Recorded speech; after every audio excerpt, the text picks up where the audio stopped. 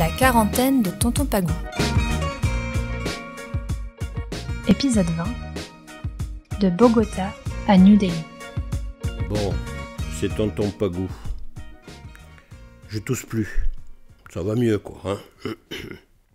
Dites, vous les avez entendus, les jeunes, l'autre jour, hein? Tu tousses, Tonton Pagou?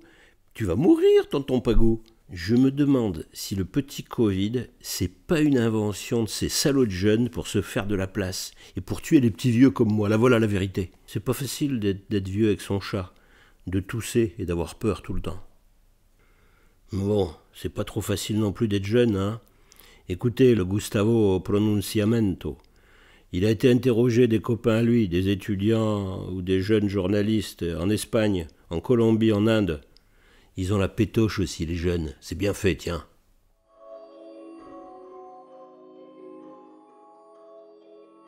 Moi, je m'appelle Édouard Fitou. Je suis né en Barcelone. J'ai 21 ans. Je suis à Lyon pour l'instant, une licence de LOA, anglais-espagnol, dans l'université de Lyon 2. Moi, je m'appelle Anne-Sophie Rodia. Je suis française et espagnole. Et j'étudie, je suis en deuxième année, je fais ma licence en art du spectacle, art de la scène, théâtre. Je suis dans une école de théâtre à part l'université. Bien, je m'appelle Juan Diego Quintero. Je suis colombien et j'habite à Bogota, la capitale de la Colombie. Je suis étudiant de journalisme ici, dans l'université Externado de Colombie. Hello, my name is Himanshu Prasad. Bonjour, je m'appelle Himanshu Yadav, j'ai 26 ans, je vis en Inde à New Delhi et je travaille en tant que spécialiste du marché hispanophone pour Allianz. As a Spanish language specialist. Eduardo, tu habites en colocation? Voilà. Oui, j'habite en colocation, mais mon coloc il est parti avec sa famille et moi je suis toute seule dans l'appartement. Ah d'accord, et comment ça se passe chez toi, toute seule? Au début c'était ennuyant, mais pendant l'habitude d'être seule, c'est normal déjà. J'habite avec mes grands-parents, ma mère et mon oncle. Oh là là! Comment ça se passe physiquement, les contacts avec eux? Techniquement, je peux pas avoir de contact avec ma grand-mère, par exemple, au cas où. Donc, on a tout le temps des mesures de sécurité. Et après, c'est vrai que c'est compliqué de vivre tous ensemble sans pouvoir vraiment sortir de la maison. Et c'est un peu, on va dire, asphyxiant.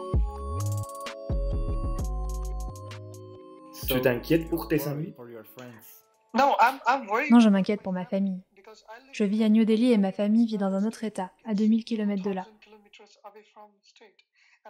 Ils vivent dans un village. Le problème, c'est qu'il n'y a pas d'hôpitaux dignes de ce nom là-bas. Il n'y a pas de respirateur pour assurer une assistance respiratoire et soigner les gens correctement. Le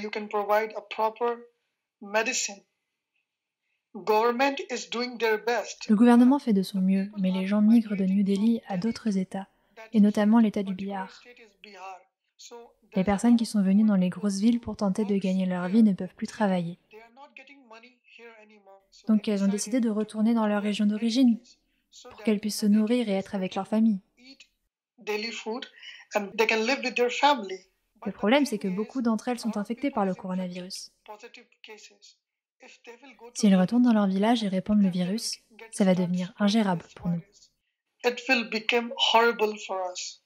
Eduardo, est-ce que ça pose encore des problèmes avec tes parents? Mes parents, ils habitent en Espagne, c'est un pays plus infecté que la France, par exemple. À cause de ça, il y a des entreprises, comme par exemple celle où travaille mon père. Ils ont arrêté toute leur activité et ils ont disparu comme société. Oui. C'est-à-dire que sans prévenir à ses employés, ils sont partis avec tous leurs revenus et ils sont en train de voir comment on va faire parce qu'initialement encore, ils ont un travail selon l'État, mais eux-mêmes, ils ne reçoivent pas son salaire. C'est une situation difficile. Moi, mon père, il est chauffeur routier. Et en Espagne, normalement, les chauffeurs routiers, ils ont un nombre d'heures de travail, puis après, ils ont leur pause obligatoire. Ils ne peuvent pas faire plus que le nombre d'heures de travail. C'est interdit par la loi. Ils ont enlevé cette loi. Donc ça veut dire qu'ils peuvent conduire pendant des heures et des heures et des heures et des heures et des heures et des heures, techniquement pour le bien de l'entreprise. Et du coup aussi, je parle pour mon père et je parle pour les chauffeurs routiers en Espagne surtout, ils sont très en colère parce qu'on les traite vraiment comme des animaux. Et c'est très compliqué parce que du coup ils ont fermé toutes les aires d'autoroute. Eux ils doivent normalement s'arrêter pour pouvoir prendre leur pause, pour pouvoir aller aux toilettes. C'est tout complètement fermé. Donc c'est vraiment la galère. Quel est votre désir? J'aimerais bien que le gouvernement prenne conscience des personnes qui n'ont pas de revenus chaque mois. Par exemple, on doit payer la lumière, le loyer, tout ça. Et ça peut créer des problèmes, je crois. Eduardo, tu as une copine, non? Oui, je suis un couple. Oui, c'est un peu difficile de pas pouvoir toucher des personnes. Peut-être la vie en couple, c'est difficile, mais l'intimité, être toute seule à la maison, j'ai des moments intimes, tu vois. Ma petite amie vit avec sa famille. Yes. Elle étudie à l'université. Hier, nous nous sommes disputés. Elle ne veut pas être avec sa famille parce qu'elle doit beaucoup travailler, qu'elle n'a pas le droit de sortir ou de me parler devant eux. Parce que tu sais, en Inde, quand les filles vivent dans leur famille, elles n'ont pas le droit de parler avec des garçons. Moi, j'avais jamais imaginé que l'action de toucher, oui, c'est quelque chose de naturel, c'est quelque chose de biologique, mais c'est politique. Mais j'avais jamais imaginé comment se construit aussi la loi en abordant les corps humains. Enfin, le regard a remplacé justement le contact qu'on avait avec les autres. C'est triste quand même. Je pense que les personnes qui doivent vivre maintenant cette quarantaine très mal, c'est les gens qui vivent dans des 10 mètres carrés tout seuls. C'est pour ça que le professeur hier m'avait dit s'il vous plaît, surtout appelez vos amis qui sont tout seuls actuellement, parce que c'est très dur pour eux aussi de ne pas avoir ce contact. Avec le coronavirus, les familles ont l'occasion de mieux connaître leurs fils, leurs maris, et les enfants découvrent également leurs parents.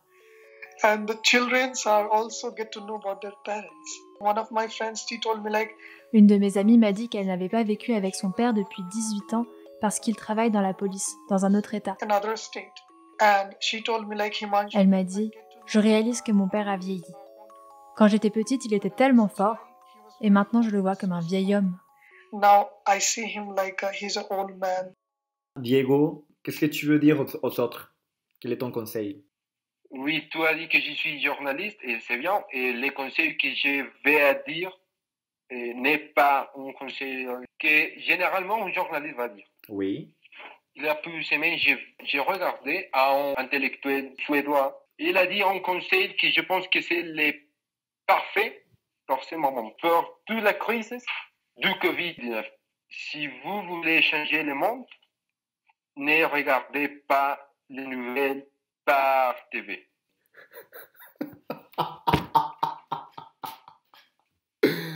Il ne faut pas regarder les nouvelles à la télévision, sinon plutôt de trouver d'autres moyens pour se renseigner. C'est vrai. Je pense que c'est la meilleure manière d'être pas fou, être calme, chercher l'information un autre moyen. Je suis quelqu'un de croyant. Je sais que Dieu a un plan pour chacun. Je crois au karma. Tu reçois ce que tu donnes.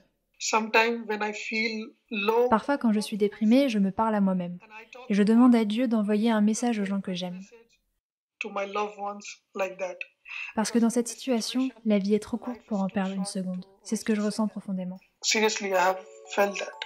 Et moi, je dirais que c'est l'écriture. Moi, je sais que j'ai les sentiments et j'ai l'esprit pour bien écrire. Et c'est ça qui me rend le plus heureux. C'est un voyage interne.